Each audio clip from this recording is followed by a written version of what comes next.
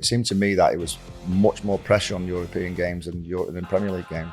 We should have won European Cup more than we did. Yeah, it didn't matter who you played against. They always seemed to be better than you with the ball. I never played against Messi.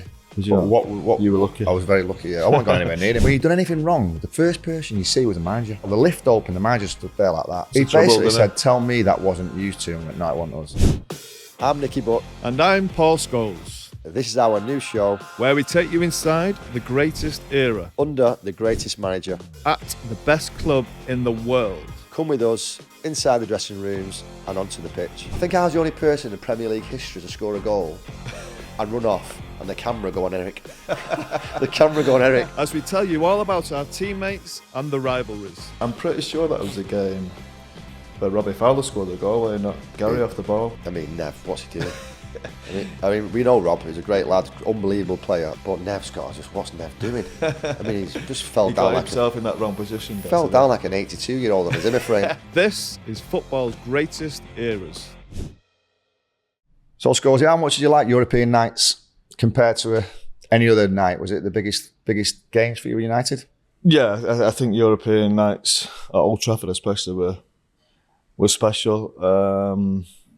The Champions League anthem, you always remember. I always remember the kids in the middle as well with the big banner. It's like a big Champions League ball, wasn't it? They're just special nights, weren't they? You knew they were different. Yeah. How do you think it compared to like a Premier League one? Because for me, I used to love playing night games under the floodlights. The atmosphere, the crowd. I don't know if they had a drink or not going on the way in, but it was always seemed to be a lot better, the atmosphere. Yeah, it was different, wasn't it? Because it was a tougher competition to win, I suppose, wasn't it? So you were playing better teams, especially in the later stages of tournaments. I always liked the European nights when, you know, when you got to late in the tournament, it's like a quarter-final, semi-final, and it's still light outside, the summer's coming.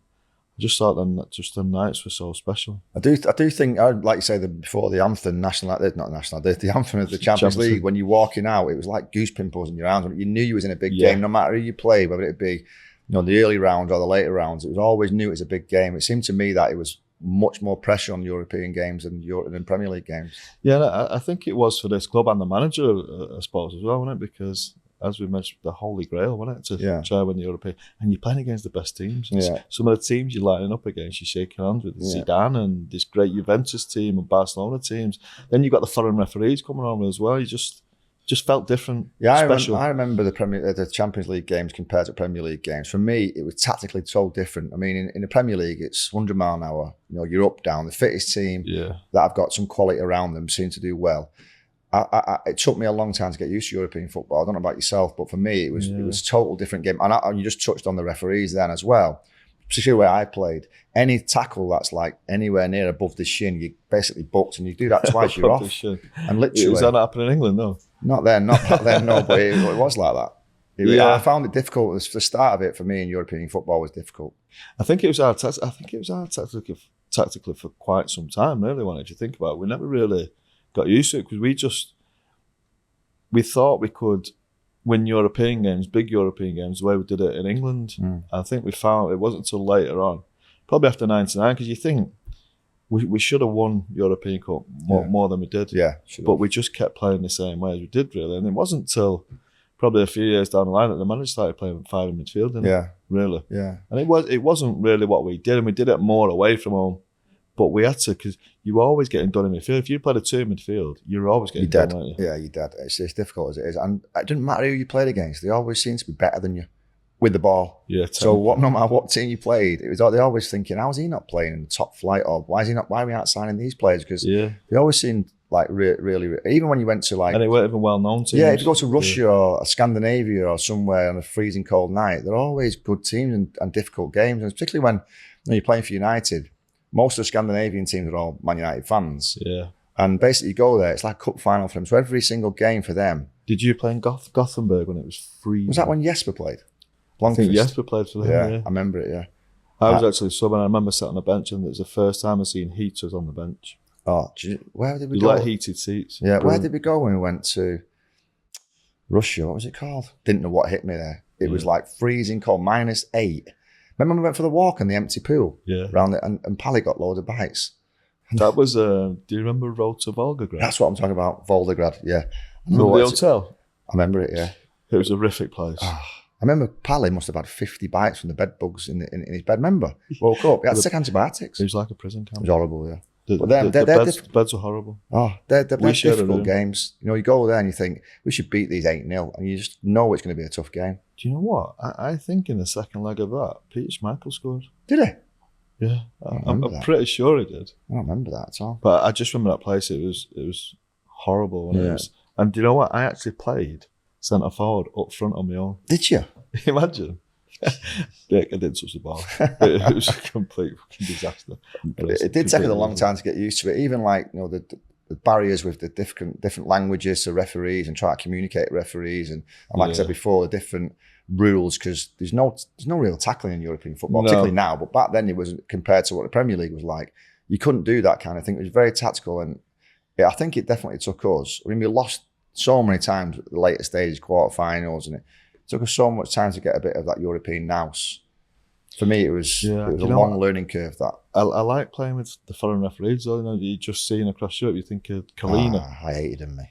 Did you? I didn't mind him. Yeah, I think Kalina was, because a lot of them spoke English, didn't they? So there wasn't really an English barrier. Yeah. There was remember the famous one from the Danish one. I loved himself. Kim Nielsen. Good looking one. I think he's one who sent Bex off. Was he? Was that the one in Argentina? Yeah. Right. Nick, you'd played a long time before me in European games. Is there any of them that stick out? I think like Galatasaray. And, Did you actually play in a Torpedo Moscow one? No, I was on the bench. I think Gary did. I was on a bench with that, and I was actually devastated because I was on for a bonus and we got beat on penalties, so I was devastated. Yeah, I think with the foreigner rule, it helped us and me particularly, because obviously the manager's hand was forced to players because he couldn't play his main team for the 5-5 foreigner rule. And that helped us back in domestic football as well, because he's seen that we was capable, obviously not perfectly ready yet, but capable of having an effect on a game, and he played us in some of the domestic games as well. But certainly in Europe, I got in quite early because of that. So I remember the Galatasaray game, the famous one when all hell break loose with Eric Cantona. You was on the bench, wasn't you? I was on the bench, yeah. And honestly, did you get involved? No. The police, the police was involved. They were involved. I remember Eric, Brucey, Robbo, quite a few of the lads. It was just a massive mayhem down. Remember the tunnel that used to go down behind the goal? And it was like a war zone. So I remember that, and that was eye-opening. The atmosphere there, I remember pulling up to it, and it was like literally 2 hours before the game, they were full. I was just going to say, like, I think they used to get full like 12 o'clock in the afternoon, and the game's not till 10 o'clock. No, 2-3 hours before the game, it's full, and they're singing songs like all the way, and you can hear them before you even get changed. I think every game in Turkey was like that, because I remember we were playing, you wouldn't have been there, you'd have already gone, Besiktas. And we had the hotel, it was overlooking the ground, and you could see the ground full at like 12 o'clock. Unbelievable. You're just going for your lunch, you know what I mean? Then for a kit. Yeah. You can hear, you can see singing. Them. So that was an amazing fans. Eye-opener for me then, yeah. But then I was on the bench, Torpedo Moscow with penalty shootout.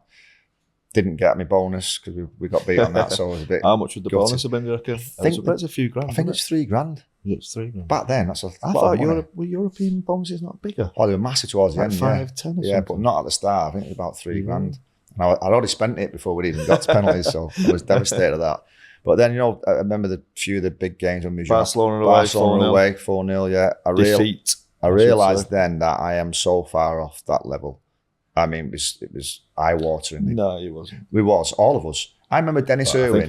Dennis Irwin was one of my favourite players then. He was like, you never see him get done, did you? Yeah. Never seen Dennis Irwin get done. That was eye-opening. And I remember him having 10 yards on Stoichkov, and Stoichkov went past him and ripped him to shreds for the whole game. And I was like, that is, and then Romario, and you think, and they've been at the, Romario had been at the Brazilian Carnival for about 2 weeks before partying. Drinking for 2 weeks. Yeah, I've been drinking for 2 weeks, come back, and then I realised then team, Guardiola played in that game. I remember, Guardiola played, Koeman played, Romario, Stoichkov. Oh, unbelievable. Jordi Cruyff played because of the foreigner rule as well. Do you know, because of that foreigner rule, is that why you played, do you think? Yeah, definitely. Do you know who did you play instead of? So, Cantona did you play middle with Paul Ince? Me, I played at left actually.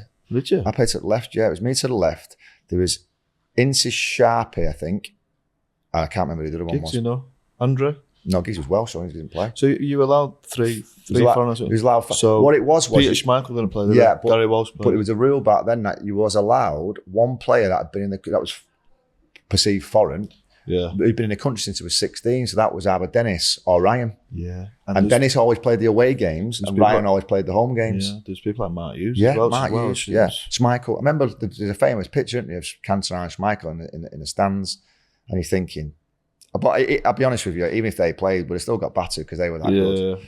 So yeah, them early days in Europe, they were eye opening, but it was all good grounding to get to where we got, and it took a long time, to be fair. And some of the games you'll remember when we started playing together was one that don't get mentioned a lot. Was I remember Deportivo La Coruña. We seemed to draw them every year, and they were unbelievable. I remember them. Good team. They were unbelievable, and they battered us a few every time. Brazilians. Yeah, Jalmina. Yeah. Remember what was the lad called, like the Valeron? That name just come to me. Yeah, Valeron. There was another lad, young lad who ended up. Fran, the winger. There was a young lad who ended up coming to Newcastle. When I was Tristan. There, no. Luke. Luke or something. Luke. Yeah. Right, left-footed lad. What about stadium-wise? I always think of the Barcelona, Madrid. Dortmund, you played in Dortmund. Was that a semi-final? Semi-final, that one. I hit the post. The yellow wall. Yeah, I hit the post. That's a bad. We should have won that game. Some of the stadiums for me, I always go.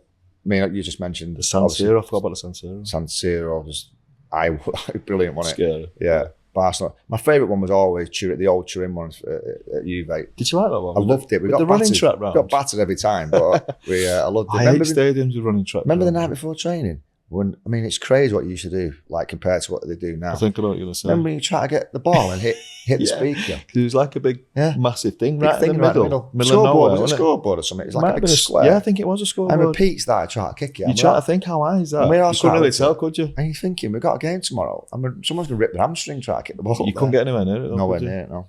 But no, some of the stadiums in Europe, they were brilliant. And even now, when you go as a fan or I went as a coach, the new ones are like unbelievable. But I do think the old ones, they've got so much history around them, like since San Siro, Nou Camp, the Turin. They're all proper old stadiums that I love playing in. It wasn't just the teams; it was the history of the stadium. The history of the stadium was beautiful. And you think of San Siro? I think of like the 1990 World Cup. Yeah. And they were crap though, weren't the inside? When you get changing rooms, they were horrible. Oh no, they were they were shit all. Well, not shit. I shouldn't say shit all. But Barcelona was horrible inside. Yeah. Iconically, like that's where you want to play. It's where you want to get brought up and play. Do you remember one of my favourite ones, which wasn't Europe, was, and I couldn't believe the atmosphere. Remember that? Did you go to Brazil? No, you didn't go. Did you have an injury or something? You never went away games. Anywhere longer than 4 hours. You never went. I had a double. I remember the Maracanã. There was 122,000 people there, like all nuts. You know what? I wasn't there, was I? In Brazil for Vasco da Gama. I always remember the headline in the paper there. Day after, it was a picture of Gary Neville. He had a nightmare that he got 2 goals away. That was the animal Edmundo. Yeah, Edmundo. Yeah, he gave 2 goals away, and the headline was Fiasco da Gama. Fiasco da Gama. That was great. The big picture of Gaz. No, but that was brilliant. Brilliant. That was brilliant because what happened was that we come in, the manager went mad because remember the amount of stick we got for leaving the FA Cup. Remember? Yeah. We got so much stick off the government. Off the was it not the government thing? Story about you with the paragliding? Maybe. The government wanted. Apparently, the government wanted us to do it because it was a good World Cup bid. So we got battered for leaving the FA Cup, and he took loads of flat manager over it and went out there. We had a shocker. He said we couldn't do both, and it was just impossible to do both. So we went there, played the game, got knocked out after one game. And then basically he said to us, right, enjoy your holidays. This is a holiday. And if you don't win the league when you get back, you're all fucking sacked. Whole lot of you. So we had like 10 days of doing it. So, did you have a few nights out?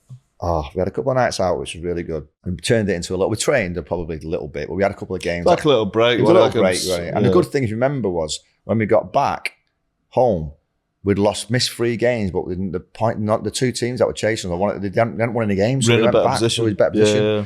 So we were treated like, I remember we sat there around the pool and we said, me and Keane went, do you want to do that? The hang gliding. So we said, yeah, we'll give it a go. So we arranged it all to go up. It was me, Coling, Keane going up the hill. And it's this windy thing. We're going up Sugarloaf Mountain. And we're going winding up this hill like this. And Coley's gone, you know what Coley's gone? No, stop. So he went, I'm not doing that. It's Friday the 13th. No so he's looked at his phone and we've gone, we're halfway here now. He gets out, gets a cab back down the hill, and we go up. And we're with this lad, there's me, Roy, and this bloke driving. And he just pulls up at this little shack. I'm like, what are you doing? He went, I'm just getting my friend this guy come out who was going to jump hang gliders down this, and I'm not going with him. So I've run out. We jumped over. You have to run and jump off this cliff, and you drop like that. You have to run and jump out. Jump on a cliff. I'm thinking like Del Boy. Oh yeah, you go like that. You go down, and I shit myself. And was you there go down. somebody on the thing with you? Oh, you tandem. You're linking someone, and you jump down, and it goes up like that. I mean, and we said, "Oh, there's our hotel." So, and Roy's gone next to us. So we're like, you can shout to each other from like 40 yards away. Yeah. And we're going over this hotel, and we've got, we weren't there. We weren't paragliding this. Hang gliding, yeah. I just thought he was on the back of a boat. No. We're like, jumping Sugarloaf Mountain. And we're shouting, way. And the story goes that the manager's around the pool like that, looking up with shades. Is that fucking bot? No, he says, that better not be any of my players. So anyway, we've landed on Copacabana Beach like this down, and we're like, that's brilliant, it's really great to get back to the hotel. And I don't know, it always happened that no matter when you've done anything wrong, the first person you see was the manager. Yeah. And we walked in the hotel, the lift opened, the manager stood there like that, and he's gone. He just got a sense of trouble. He basically said, it? tell me that wasn't used to, and went, no, it wasn't us. He said, can better not be used to. I went, it wasn't us. But no way, it wasn't us. What wasn't us? Yeah, so that was me. That was our Brazil story. But no, that was an amazing trip. And the stadium was fantastic. But the European games, I mean, it opened my eyes to a total different way of football. And now, with what's happened over the last 10, 15 years with English football, it's turned into that with what City have done and the way they play. But yeah, it wasn't like that back then. Right, Nicky, do you think was the best? Well, we faced a load of amazing teams, didn't we, in that 10-year period from 94 to 2004. You obviously your Barcelonas and your Juventus, Milans. Who do you think was the best? It's hard to rank them, isn't it? It's really hard to rank Real Madrid. Real Madrid. Real Madrid was here, and Ronaldo scored 3 goals. Remember? I mean, it's just like, wow. Ridiculous, I think it's really difficult for me. You got a standing ovation, didn't you? The standing ovation, yeah. For me, it's really difficult. I would always go back to, for me personally, the player that I played against, and I went, oh my God, he's just like off a different planet, was R9 Ronaldo.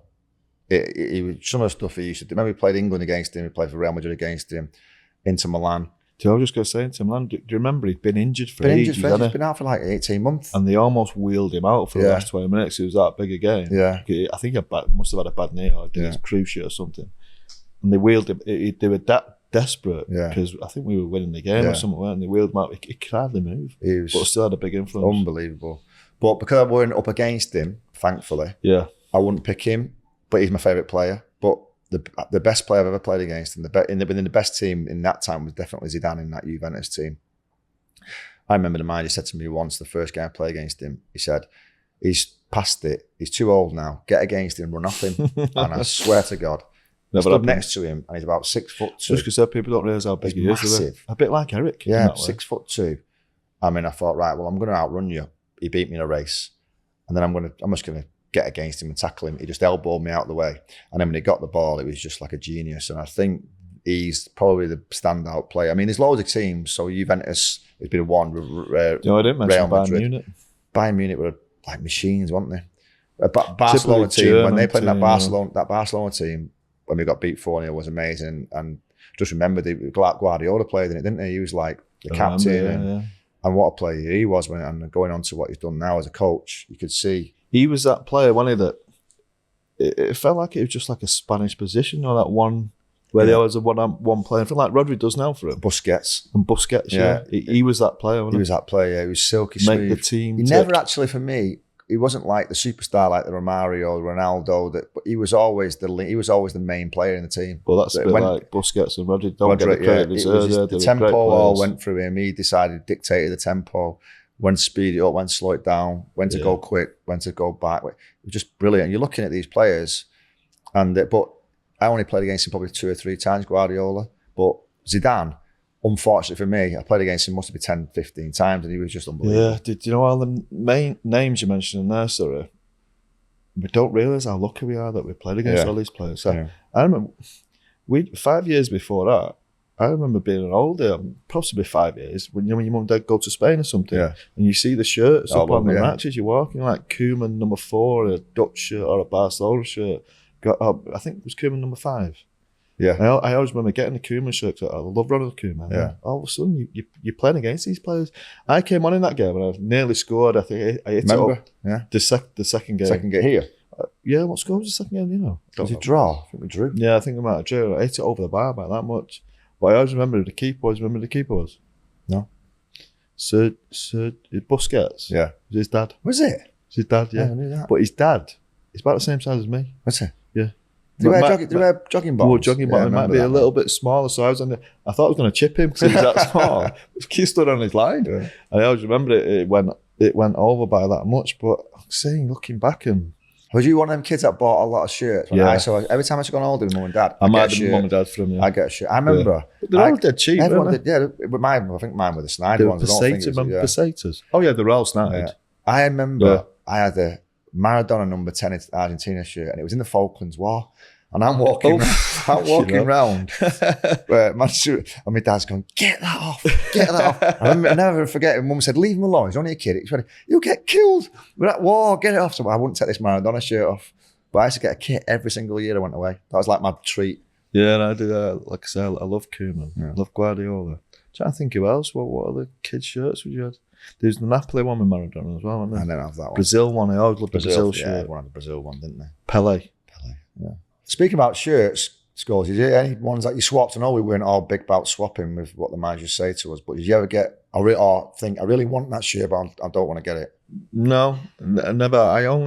I never asked to swap shirts. If someone wanted to swap shirt with me, then yeah, great. So I just never felt it was right. I don't know why. Yeah. Just wasn't that bothered. Yeah. I only ever asked for one shirt, and it was for Aaron, my son. Yeah. Because I don't know why, but he liked Piero on me at the time. Right. We were playing Barcelona. So I asked him for his shirt. I don't think he asked him after the game. I think he asked the kit man to go and ask him. That was a good one. Iniesta, swapped with Iniesta after the final. I remember seeing that with that on. Yeah. I was just going to say, yeah, I do regret that, wearing that a little bit, because we're watching Barcelona put the trophy up at Wembley. No, I found it a bit of an honour if people ask you. Yeah, I never. But I was never really bothered. Otherwise. I got one shirt, or I got a few, but one that I know. I didn't ask me. I think you just bump into each other. Yeah. It was Rivaldo after 2002 quarterfinals. Forgot about World Cup. What player he was. Yeah. He was phenomenal. Barcelona team as well. Remember the scissor kick he scored? Yeah. On the Barcelona team, when you played against them both 2009, 2011. Were they just too good, or was we not good enough, or what was? I watched both the games, but literally I'm looking there thinking I always fancied Man United because of the quality they had, but you misunderstand how good they were, don't you? In that eras, they're the best team I've ever played against. Was it? Yeah, I think the second time 2011 at Wembley, 2009 we really thought we had a chance. I think in the first we thought we'd overpower them. I think they had a few injuries. I think Thierry Henry, can't remember if he played, but he wasn't 100% fit. They had Yaya Toure was playing centre half, which you'd never really think of, would you? And they wasn't as good as they were later on. And I think we thought as a team, the manager thought we could overpower them. Yeah. And that first 10 minutes probably did a little bit. I think Cristiano might have had a chance. Wayne might have had a chance. But some players on that pitch though that night, weren't there? On both teams. After that, we didn't get a kick. But on both teams, you just named Rooney, Ronaldo, yourself, Giggsy, Vidic, Ferdinand. I was sub actually. I came on the last 15 minutes. Yeah. Unbelievable. Well, the one that everyone will ask about was Messi. Yeah. How I never played against Messi. What you were lucky. I was very lucky. Yeah. I wasn't going anywhere near him in the stadium. Although knowing my luck, the manager said, "Go on, man, mark him, run off him." Yeah. He's past it. How good was he? Yeah, he was. Well, look, they weren't just him, was he? You think of the three in midfield. I think that three in midfield must have played both times in that Champions League fight. Iniesta, Xavi, and Busquets, and then you've got Messi with that. Do you know when you're up against a midfield player and they're coming at you one-on-one, which you hope you don't get in that situation, where sometimes with some players you'd be able to read them when you know where they're going, and sometimes you can take it off them. With him, didn't have a clue. Yeah, I had absolutely no idea what he was going to do. I don't know if he was going to go to the left. I didn't know if he was going to go to the right. I don't know if he was going to go through my legs. He could have done absolutely anything. You just had to guess. Yeah, it was a guess, and if you missed the ball, you had to try and get in. And I actually did it here once at Old Trafford, and it should have been a penalty. Yeah, if VAR had been around, there'd have been a different story. Because the night when we scored, we won 1-0, but that team as a whole was incredible. After that first 10 minutes in Rome, they just totally outplayed us. I think Gettu scored. Messi scored a header. Then the second one, I think we went a goal up, Yeah. Ji-sung Park. Was Ji-sung Park man marking me? I can't remember. Yeah, I think the manager made a big statement about that, didn't they? Because Ji-sung Park was unbelievable. Yeah. And Piero, what a player he was as well for AC Milan. I mentioned him, haven't we? Marked him out of the game, 2 games. Ji-sung Park was sensational. I think he might have had a similar job against Barcelona, but you just can't. There's too many of them. Yeah. There's too many unbelievable players. David Villa. Yeah. I went to watch Inter Miami about 4 months ago, and he wasn't playing. I was gutted because I thought I wanted to watch him. He wasn't playing. He was sat about 4 seats down from me. I was like a big kid. I'm like, like looking at him thinking, it's Messi. But I'm looking at him more like thinking, how can you be that good? He's small, he's not big, but everything he does, he's strong, he's good. He's just unbelievable to watch. What surprised me most about him, I went to watch him, and he's probably slowing down a little bit now. I went to watch him for Barcelona against Valencia. Like it's a normal run-of-the-mill league game. He just walked about. Yeah. But as soon as the ball came near him, bang, he was just gone. And Busquets played in Miami when I was there. Of course. And I swear, he didn't give the ball away once in 90 minutes. Unbelievable. And he didn't break sweat. And he didn't give a ball away for 20 years. Yeah, it's just ridiculous. No, one player that I just remembered then, because talking about size-wise, how good was Del Piero? Remember him? Yeah. I mean, we played against him as kids. Remember playing against him in Zurich? Grasshopper. Yeah, when we say size, he's a big lad. Yeah. Who? Del Piero. Oh, yeah, thick set, yeah, stocky. But I just totally forgot about him. I remember playing against him. I think you might have played as well at Blue Star tournament in Zurich. So at 15 and all the way through our age, we always seemed to come up against him, and he was a phenomenal player. But some of these players that we play against, like you say, we're very fortunate. You could name loads. I go back to AC Milan. You talk about Kluivert in one of them, didn't you? Yeah. Kluivert, I remember Clarence Seedorf. Davids. Yes, David. I don't think Seedorf gets the credit for the player. No, he's unbelievable. He was sensational, wasn't he? Yeah. He's one of the best midfield players in the world, without a doubt. He had everything, didn't he? Power, what about pace. the clubs he went to? I know, yeah. AC Milan. Every game, every club. AC Milan, Real Madrid. Did he play for Inter Milan as well? Inter Milan, yeah. He never come to England, though, did he? No. We actually played against him under 18s, remember? Yeah. When we won the Euros. Against Holland. Yeah. You beat them, yeah. They weren't that good then, were they? No, they weren't great, were they? Must have had a bad team around them.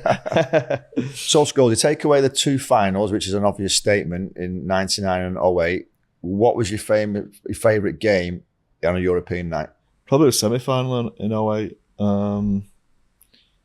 I didn't play great, to be honest with you. We didn't play great in either leg. I think we drew 0-0 away. I think Cristiano might have missed a penalty. We did have a couple of chances, but playing against Barcelona, you're hardly going to touch the ball anyway, and we knew that. But it's more the importance of the game and the importance of the goal, really. I've said this many, it was a bit of a miss kick, to be honest with you. Cut across it, just cut right across it, yeah. I was probably going for the other corner, if anything, but... They're the ones that go in, though. You hit that true, the keeper sees it a long way, the keeper gets it. Yeah, a lot of people don't believe it's a miss, but we'd know. Yeah, you've not put it there, have you? You're just hitting the target out with power. Exactly, and that's what the manager always said, didn't he? He said, don't aim for it, just hit the target. And I always used to think, especially when you're going through a bit of a bad patch shooting-wise, just aim at the keeper. Yeah. And anything can happen. Yeah. So that was, it wasn't my greatest game, but it was the importance of it, really. Yeah. Disappointments. I always think of the Porto one. With the Mourinho down the line. Yeah, Mourinho down the line. I think it was a semi-final. You played in that game, didn't you? Yeah. I mean, you both played in that game. Yeah. I'd scored one header, and they had another one disallowed for offside, and it was never offside. Never offside. So again, looking back at VAR, I'm pretty sure that was a semi-final.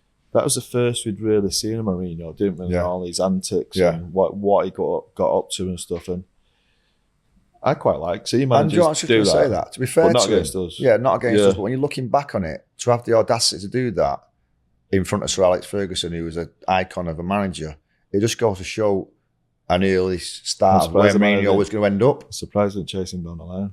Yeah. Yeah, I think that was the only thing that got us out of a rollicking that night. Because you know what? Do you remember if Porto played in the final? Yeah. Yeah. We would have won that, wouldn't we? Yeah, we won it. You feel like it's one. You don't know whether we won it. Of course you don't, but it's one we missed out on, definitely. Yeah. My favourite one, obviously not yours because of the booking, but was definitely the semi-final Juve. Just the way it happened. I mean, back in then we spoke about teams. They were an unbelievable team. They never give away a goal at home, did they? And we go behind, 2 goals behind straight away. Do you remember the 2 centre halves? How hard were they? Yeah, they were the beasts, weren't they? Remember the names? Ferrara and what's it? Montero, yeah. Hard as nails. Yeah, but they couldn't wait because nowadays you would never pick them as centre back. They couldn't move, but you never did them, did you? They couldn't move. They couldn't. Well, Montero could play football. I'm not sure about Ferrara. They couldn't run. No, but literally that game had everything. Rashes, weren't they? Yeah, you go down against them. You never think we all had the attitude of we can still do this, but you look at the history of them. They never give goals away, but to come back and score 3 goals and the way Keane played that night. I can't believe you like that stadium, man. I hate it. Did you hate it? No, I just loved the history of it. I spoke before about I hate big stadiums with track rounds. So that for that side, that style of it, I don't like it. But the history of it was just. I love playing at grounds that have got big history. I hate new grounds, man. Who did you play against in midfield that night? Conte played. Yeah. Conte played. You had no air Conte then? No, David's played on the left. David's was good. David's a good player. Left of a 3. Did he play in his goggles or was that before? No, I don't know, to be honest with you. He used to piss me off, David's on a pitch. He used to wind me up. He used to mess about. He was just a horrible. And he'd be saying, don't touch me. And I'd be like, I'll show you next time. I'll definitely fucking touch you. But literally. Who else did they have in midfield? There was Conte. There was someone. And Zidane. Tad I've got his shirt, funny enough. We're talking about shirts. I think Conte might have played on the right or the left-hand side. I did. Conte played on the right. David's to the left. And then it must have been Takanadi and was you playing with Roy then? Me, Roy. Because Colin Yorkie, so we're still playing 4-4-2. 4-4-2, yeah. Did Jesper play? Giggsy? Giggsy played, Bex played. It was a full team except you. Yeah. Wasn't it? Well, I came on last time and I got suspended, yeah. Yeah, but that's definitely my favourite game, just because it was like even though we hadn't won it, we finally get to a final. You know, I remember Roy's big game. Yeah, the manager said, he was good. Wasn't he? He scored 2-1. He scored the header to get us back into it. 1, yeah, and then because we went down early on, didn't we? Huh? Did we go 2 down early on? 2 down in 10 minutes. Yeah, and that rarely happens. And that never happens. No, and he never. Basically, away from home. But you know what? Against Juventus, that is some win. That helped us. Because if we would have been cautious for 60 minutes, we wouldn't have won that game. No. But we went gun-ho. It was like, fuck it. Let's just go for it. And that was very much Premier League kind of football then, wasn't it? We're going to counter-attack on you. We're going to sprint. Giggs is going to sprint past you that way. You've got Yorkie stretching you, Coley in the hole, and one of me or Roy's going to run through. And I think it helps us them scoring them 2 goals early doors. I genuinely do. Because if we would have been cautious, like we always try to be in Europe, like when he said to you, sit in, be cautious. But for 60 minutes, later, we wouldn't have scored goals. Well, if you think about it, I'm pretty sure the first leg here was 1-1. Was 1-1? I gave him anyway. Did you? And we scored last minute. Giggsy scored. And you're thinking in them days, because of the away goal, you got no chance. No. And going to 2 goals, especially going to Juventus, and then go 2-0 down. Yeah, and it's never happening. So it was just, I'd never really thought about that. How good and what an achievement that was. And that's why. And obviously, then we get to the final. And I remember the changing rooms after. Obviously, for you it was different, and Kikini it was different. But I just remember everyone, even the staff, going, "We actually made it to a final. We got to a final at last because the amount of time we missed out. Dortmund, Leverkusen. Dortmund's my worst game. My worst game. I mean, I played that game. Remember when I used to get concussion a lot? And I remember playing and I got a whack on the head and it was a big game and my vision started going and I'm thinking, oh no, I'm going to have to go off. And I thought, I can't go off this game. I swear I played for must have felt about 20 minutes. Migraine and like flickering eyes. And I just kept passing it to like the closest person. Should have done that all my career. I was the best I played. But then I remember going through one-on-one with the keeper. This in the away game? The away game, yeah. I remember going through one-on-one. The away game was the first leg, wasn't it? Yeah, and hit the post. And I thought, that's a big chance. I should have. Wasn't a bad miss, but I should have scored that goal. We hit the bar about 3 times. I think Ollie hit the bar. Come down. Well, I remember the game over there. There was so many chances. So I think Eric had a few chances. Yeah. So yeah, we had a load of chances. But when I look back on my European career, and you said a minute ago, we should have won that. We should have, would have, could have, but we should have won that European Cup 3 times. We should have.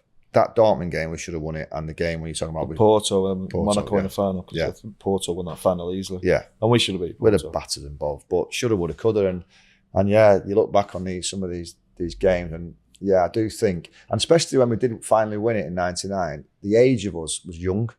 I was 24, you were 24, Beck 24. Nev 24, Keeney 26, Giggsy 25, Yorkie and Coley 26, 27, 28. I think that's a young squad. That's probably the biggest disappointment from our careers is that we didn't do what AC Milan and Barcelona, Real Madrid did in Europe. And it was set up, we were set up to do it. Yeah. We were set up to do it. We had the right age group to go on for 3-4 years in Europe. It's not an excuse. It is a little bit of an excuse, but I don't think there's that many teams around now who were that good. No. I think we ran into some big machines, some teams that were incredible. Yeah. You can name the AC Milan team, Real Madrid. You think the Galacticos. Yeah. We played against them all. Yeah. Barcelona. Yeah. We Bayern Munich. No, I don't think them teams are around. I'm not saying that. We still should have. We should have got more. We did. We were set up to go on for more, and I think when Pete left, left a big hole for us. It took us a while before they got Van der Sar, and you're talking about a goalkeeper, probably the most important position on the team. It took us so long to get another replacement for him, and I also think now, I think we can maybe not say it now. It'll be City because they could go on and dominate Europe for 3, 4, 5 years. I don't think for the last any teams capable in the Premier League of dominating a European competition like European teams do. No. Just by the way our league is and the way it's flat out, it's 100 mile an hour every single game. Italian league, German league, Spanish league, without being too disrespectful, they probably get 4 big games a year, 5 big games a year. It's like you say, shoulda, woulda, coulda. Yeah, but obviously European night's massive at Old Trafford, the history of the football club with the Busby Babes, Sir Matt. I feel, and it's really, say it to you, and we all don't go about saying this, but I do feel like we was bred to win the European Cup. I remember we used to get told the stories about the Busby Babes. Sir Matt was still around in the stadium and we'd go to get our waist slippers, 16, 17-year-old boys. It was definitely always for us, and with Sir Bobby was always around training ground with us and speaking to us about the history of the club, and then obviously Sir Alex. I do feel that was our holy grail, if you like. It was always like, right, great, we've got to win the Premier League. It's what you do. It's what everyone wants to do in England. But the big thing for this football club is to win another European Cup. They were the first British team to win it, English team to win it, all many years ago. And it felt to us like with the dynamic of us all coming through together, bringing in the superstars like Keane, Cantona, them kind of people, did you think that it was not a destiny, I won't go to say that, but do you think it was always what the club wanted from this group to go on in the European Cup? Be interested to speak to the manager about it, wouldn't it? Because it almost became an obsession, I think. Didn't it? People almost not forgot about the league, but took the league for granted with a pinch of salt. And then there's obviously, we've spoken about the disappointments of Dortmund, Leverkusen, Porto. I wonder if you thought this is never going to happen for me. Sure, it did sometimes, but everything lined up for us to go and win the European Cup with the history of the club, with the history of us lot together, with a manager with young players that had brought through themselves. It just mirrored the Busby Babes, and I think we were obviously fortunate. That's it from football's greatest eras, and thanks for those of you who've been watching or listening to our show. Leave a review or rating and subscribe to us on YouTube or follow us wherever you get your podcast.